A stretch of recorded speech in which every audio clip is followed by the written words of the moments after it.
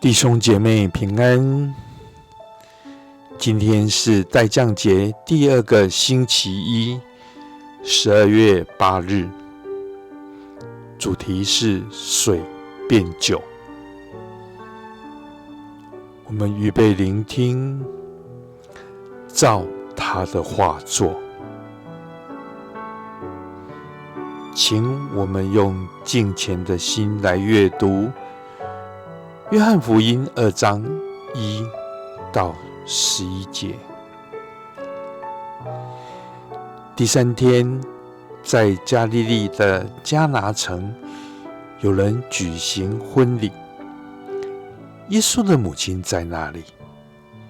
耶稣和他的门徒也受邀请参加婚宴。酒喝光了，耶稣的母亲告诉他，他们没有酒了。耶稣说：“母亲，请别勉强我做什么，我的时刻还没有到。”耶稣的母亲却吩咐仆人，他要你们做什么，就照着他的话做。在那里有6口石缸，是犹太人行洁净礼的时候用的，每口石缸可以盛水约100公升。耶稣对仆人说：“把水缸都装满水。”他们就倒水入缸，直到缸口。耶稣又说：“现在可以舀些出来，送给管宴席的。”他们就送了去。管宴席的尝了那已经变成酒的水，不知道这酒是从哪里来的。舀水的仆人却知道，于是叫新郎来，对他说：“别人都是先上好酒，等客人喝够了，才上普通的。你倒把最好的酒留到现在。”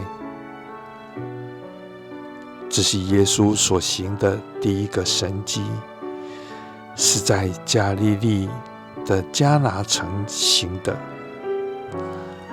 这是显示了他的荣耀，他的门徒都信了他。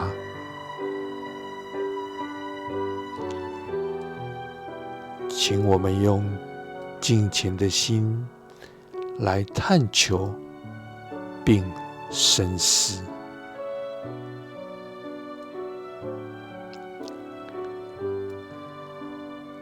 在以赛亚书55章中，耶稣上帝应许免费的美酒。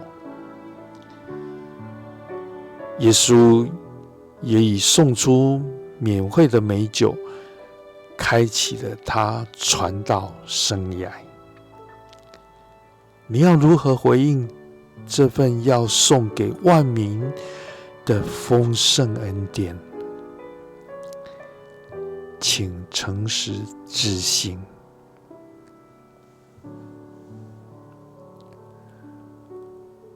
我一直很喜欢这个故事，但我总是忽略它的真正意义，因为只专注在它的字面意思，我没有深入探求它的属灵意义，以及它与旧约的关联。最近我在学习约翰福音中耶稣如何大量引用旧约先知书。虽然我不认为迦拿婚宴上面的免费美酒与以赛亚55章中上帝的邀请有直接的关联，但是他们似乎有某种间接的关联。耶稣在迦拿的慷慨，与上帝在以赛亚书里邀请的慷慨是一致的。救赎以上帝的风格，是一份丰盛又慷慨的礼物。正如当大多数宾客已经喝饱酒，迦拿婚宴已接近尾声，耶稣提供美酒，那数量竟然如此巨大，所证明那些石缸里的水都变成酒，大约可以装满700瓶。这简直太多了。这些酒未被封装，必须当天喝完。如此丰盛的数量，暗示足以满足任何一个和每一个口渴的人，仿佛上帝再次呼唤：来吧，所有口渴的人都来喝。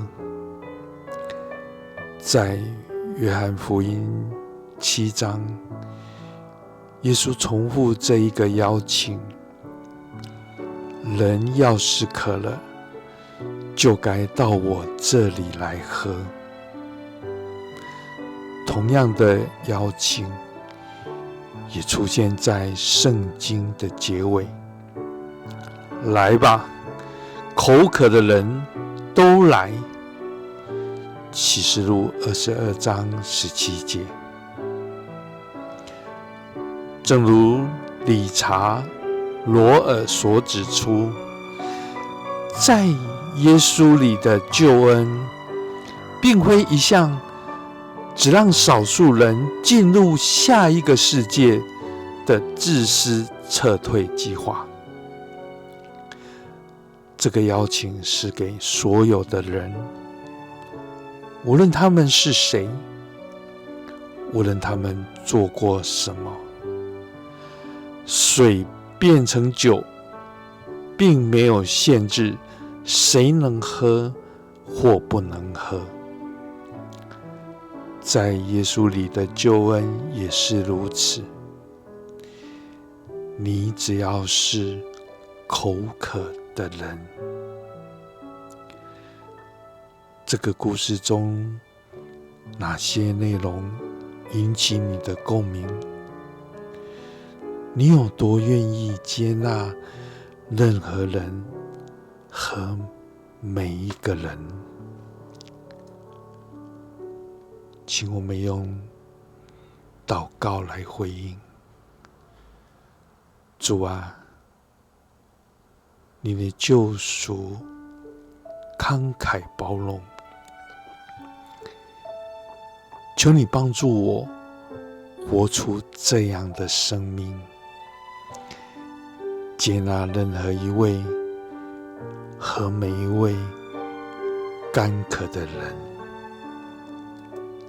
阿们。活出顺服，照他的话做。